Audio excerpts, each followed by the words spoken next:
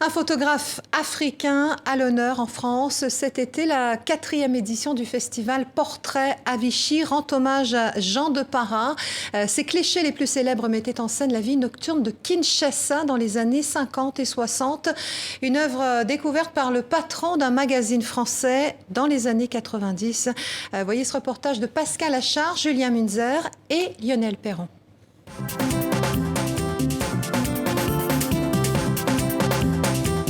Kinshasa, la joie. Quand Jean de Para débarque de son Angola natale, c'est une cité vibrante qu'il découvre et photographie. Ça, c'est Kinshasa des années 50 et 60, à cheval sur l'indépendance. Donc vous avez un Kinshasa totalement en effervescence qui commençait à découvrir sa liberté. Là, vous êtes devant un des clubs les plus célèbres de Kinshasa qui s'appelait l'Afro Negro Night Club.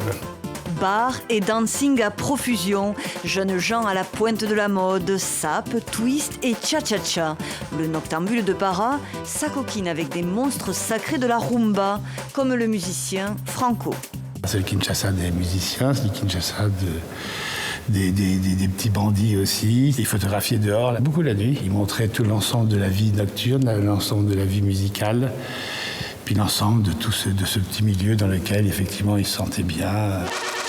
Une œuvre riche, vivante et très précieuse. C'est un intimiste, c'est quelqu'un qui est dans la vie des gens, il n'est pas là en voyeur.